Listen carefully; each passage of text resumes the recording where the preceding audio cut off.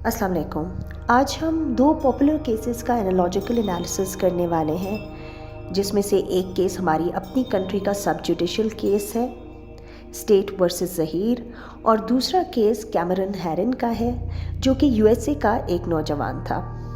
ज़हीर, जो कि 21 साल नौजवान है पाकिस्तान का, उसने एक 14 साल लड़की के साथ मुबैना निकाह कर लिया है।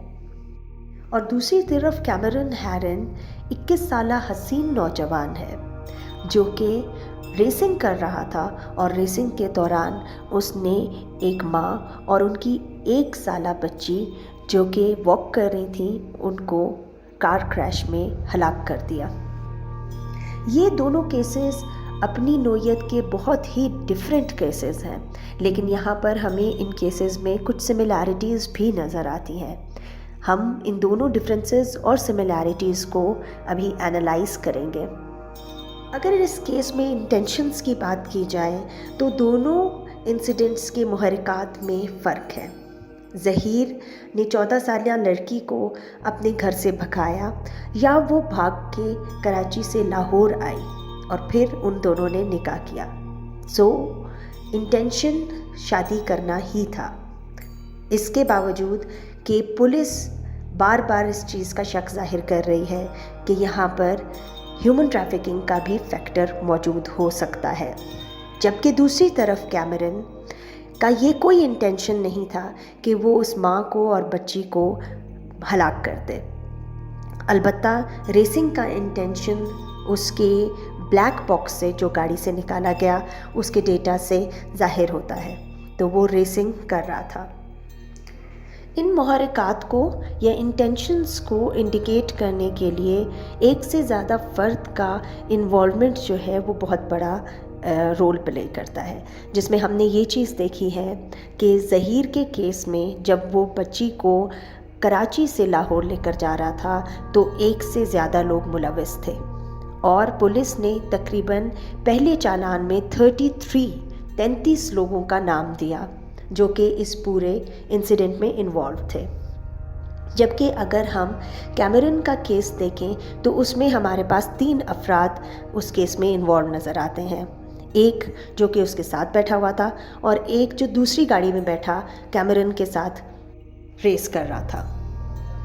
यहाँ पे ज़हीर वर्सेस स्टेट के केस में 2 अहम मुल्ज़िमान ऑलरेडी अरेस्ट हो चुके हैं, लेकिन वो अभी तक स्टेट विटनेस नहीं बने। अलबत्ता उनकी कुछ इंटरव्यूज़ से ये बात ज़ाहिर होता है कि वो स्टेट विटनेस बनने को तैयार हैं। जबकि हमारे पास कैमरन के केस में जो उसके साथ रेसिंग कर रहा था लड़का, वो स्टेट विटनेस बन गया था।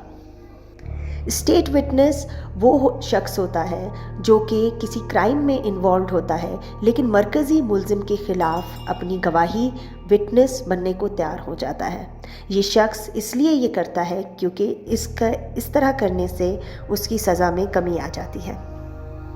जहाँ एक तरफ हमें ज़हीर और कैमरन के फैमिली बैकग्राउंड में बहुत बड़ा फ़र्क नज़र आ रहा है, वहाँ पे हमें ये बात भी नज़र आ रही है कि जबकि ज़हीर एक गरीब घराने से ताल्लुक़ रखता है और कैमरन एक बहुत अमीर घराने से ताल्लुक़ रखता है, दोनों कोई ख़ास रिस्पॉन्सिबल नौजवान नहीं है।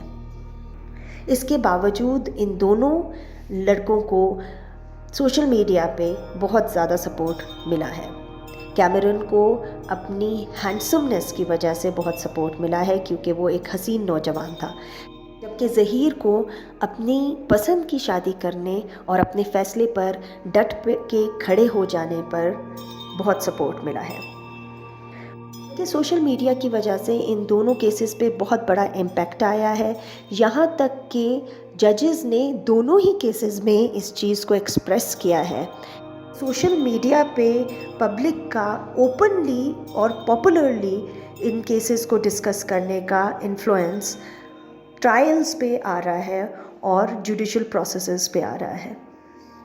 आखिर में कैमरन के केस में जज ने कैमरन को उम्र कैद की सज़ा, दैट इज़ 24 ईयर्स की सज़ा सुना दी, जिस पे बहुत सारे लोगों ने ये एतराज़ खड़ा किया कि वो एक नौजवान लड़का है और 24 साल की सज़ा का मतलब है कि आगे अपनी पूरी ज़िंदगी वो अपनी सोसाइटी में कोई भी कंट्रीब्यूशन नहीं कर सकेगा।